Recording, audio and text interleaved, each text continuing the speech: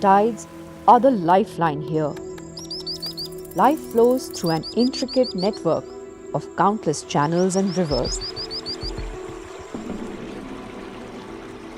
A large portion of this vast tract of forest goes underwater twice every day.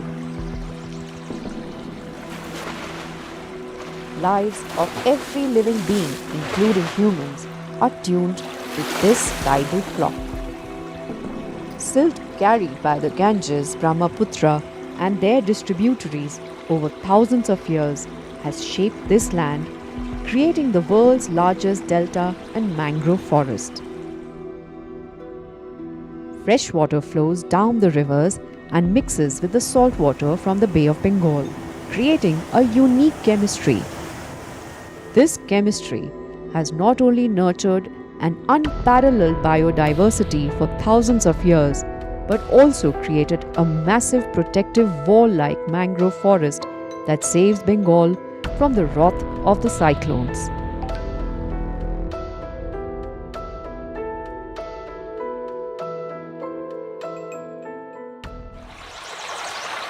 The tide has started receding. Slowly, the mudflats emerge. The entire Sundarbans is now waking up. The fiddler crabs have come out of their burrows and get busy. They have only a few hours to get all their work done.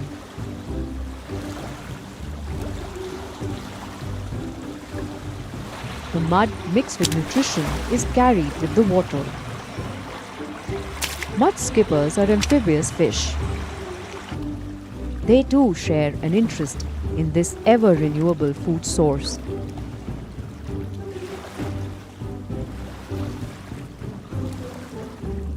Birds go into feeding frenzy.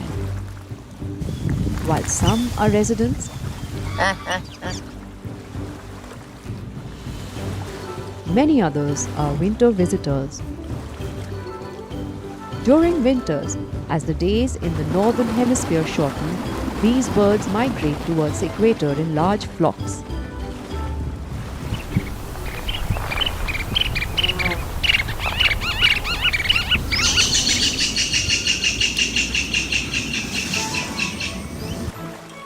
The brown-winged kingfishers live in mangroves throughout the year. They are active even during the high tide. Some raptors here are excellent at catching fish.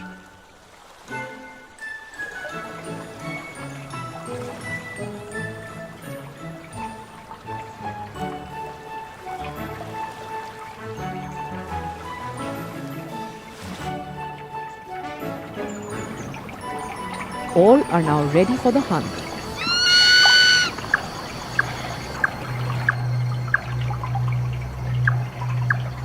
Puffy fish owls, a speciality of Sundarbans, can fish even at night with utmost precision.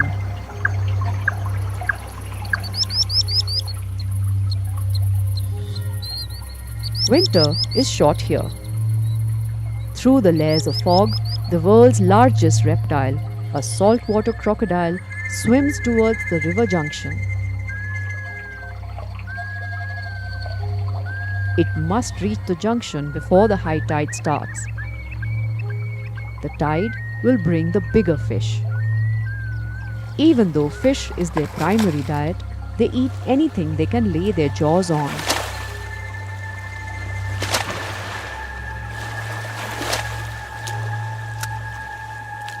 Their deceiving camouflage turns many animals into their prey. And on rare occasions, even humans.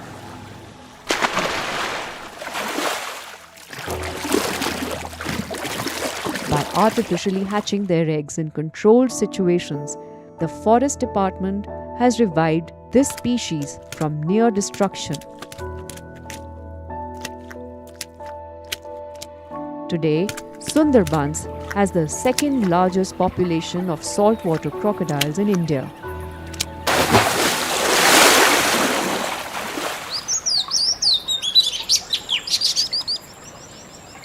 The northern river terrapins are commonly known by their scientific name Batagur Baska. They almost became extinct in the wild until a few years back. The Forest Department is now gradually reintroducing them into the wild through breeding programs.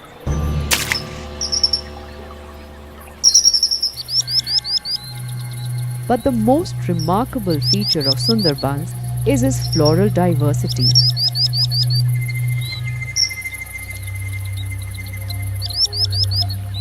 The halophytic plants are dealing with the tide every day and night.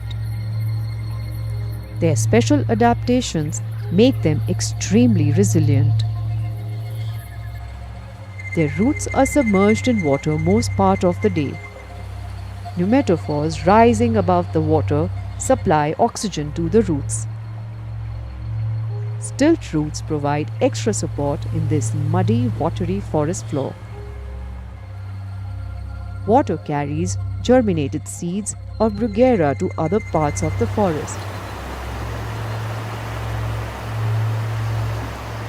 New trees grow. Forest reclaims its land. Towards south, Sundarban meets with the coast of the Bay of Bengal. In some places, the mangrove forest is slowly moving towards the sea. And in some, it's just miles after miles of empty sand and silt beaches.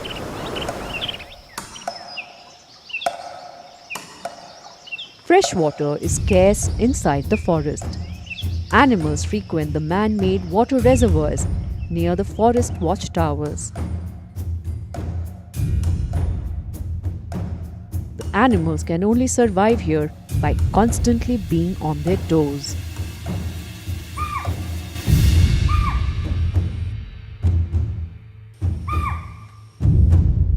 For the Sundarban tigers are both fast and agile, be it on land or in water.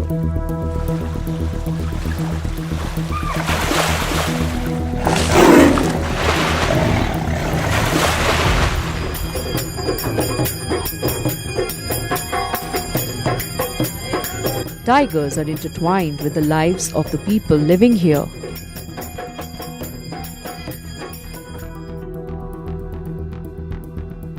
During the second half of the 18th century, the British started building settlements by cutting down the dense forest. Hunting the mangrove tigers became a symbol of royal valor. Possibly during this period, the conflict between man and tiger started. It is a common belief that tigers here are specially adapted. Compared to tigers found elsewhere in India, these swamp tigers are more agile and astute. The Sundarban tigers even prey on fishes, crabs, and sometimes venomous snakes.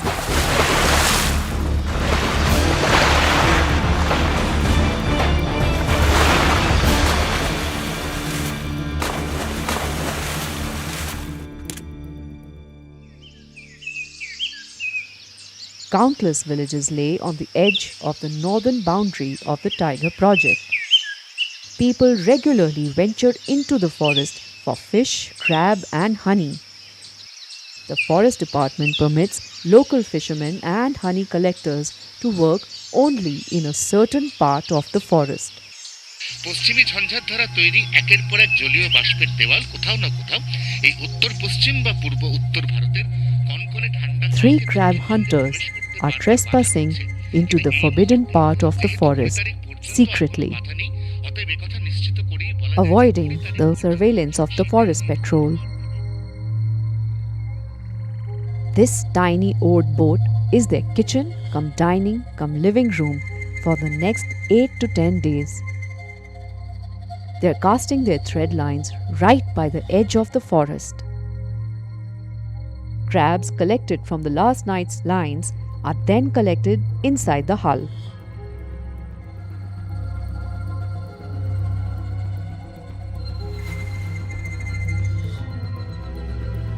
They are fully aware that most of the people who die from tigers' attacks are crab hunters.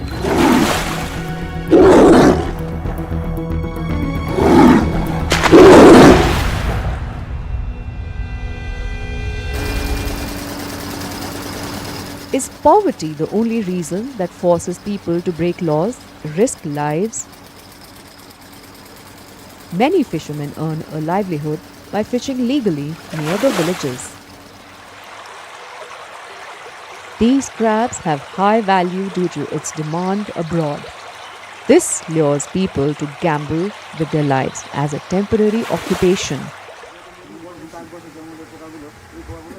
Efforts have been made to encourage alternate professions with awareness drives in villages.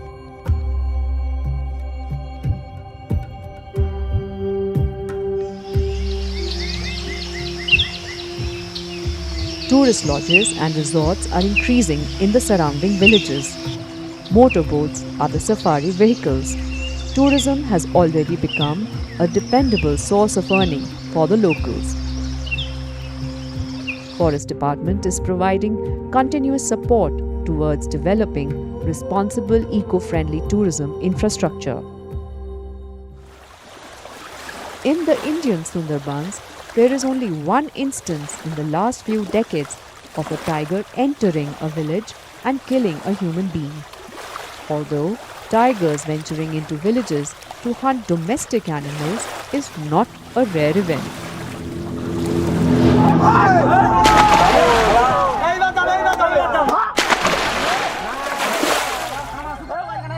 Government takes all the steps necessary to prevent this from happening.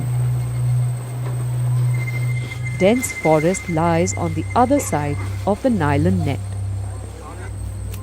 Fear of tigers is at every step.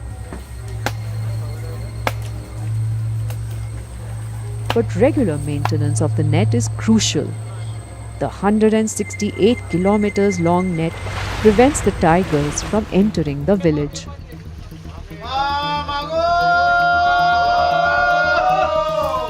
Workers from the forest department are moving inside the forest to place camera traps. Lack of visibility, soft mud, and the hard pneumatophores are making their venture quite challenging. Danger lurks everywhere. These cameras are being placed at spots where tiger movement is most common. Few hundred of these cameras shall record tiger whereabouts from various parts of the forest.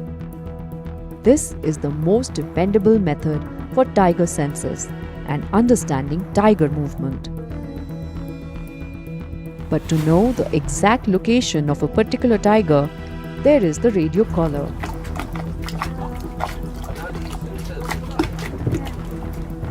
This male tiger was bait trapped and brought to the Harikhali beat office.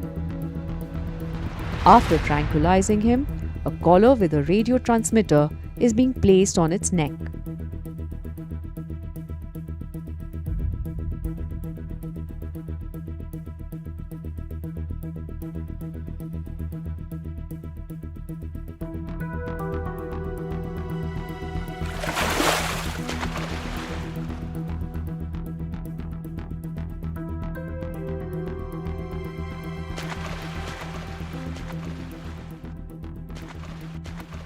Once released back into the forest, his precise location can be monitored.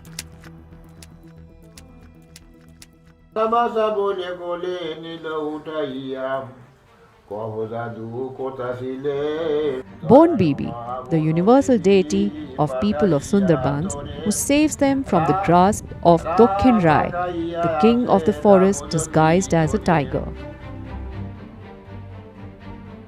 Both Hindu and Muslim communities have belief in this folklore. Honey collectors start their journey inside the forest only after offering their prayers to Bon Bibi. Honey from the Sundarbans is world-renowned. Forest Department issues permits to collect honey in certain areas in the buffer.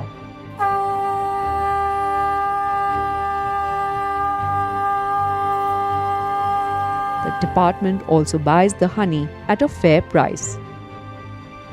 The mask, which is traditionally worn on the back of their head, is to mislead the tiger.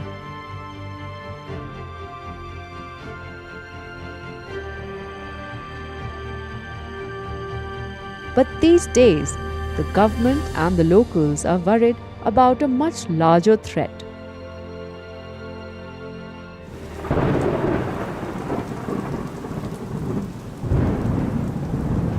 Consecutive cyclones have already wreaked havoc on Sundarbans.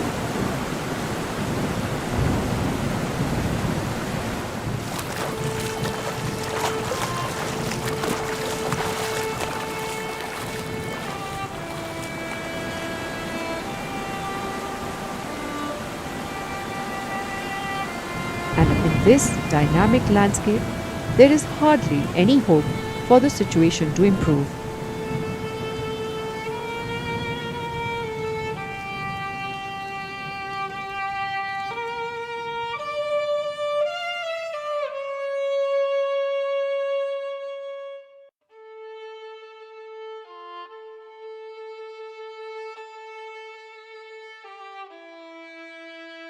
Farming has increased by many folds during the last century.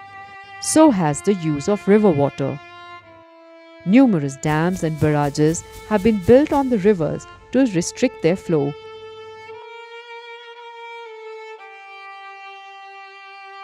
Freshwater supply from the north has decreased drastically. Sundarbans gets its name from Heritera or the Sundari tree.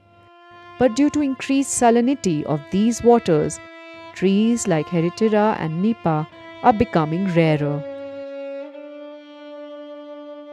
The landscape is transforming rapidly. The forest has gradually shrunk due to increasing population in the last few decades. By clearing forests and building embankments, we have been using the land to farm crops and fish. Our so-called development has weakened our natural defense.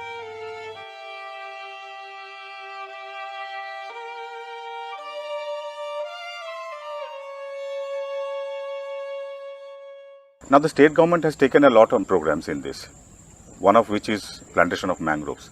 Though it is very difficult to plant mangroves artificially, but still in the uplands where there are mangroves and people are destroying the mangroves for creation of ponds and other water bodies. So we always try to aware the people that these mangroves should be preserved for the safety of us. So the state government has taken up a massive program where thousands of hectares of plantations has been taken up and to restore mangroves in the coastal areas. Local residents are being used to regreen Sundarbans. Sundarbans' wellness is important for the entire Bengal. It's time for us to take some more responsibilities. If nature survives, people shall survive too. If we consciously reduce wastage, are more considerate towards nature and be more careful while making developmental decisions, nature will one day heal all its wounds on its own.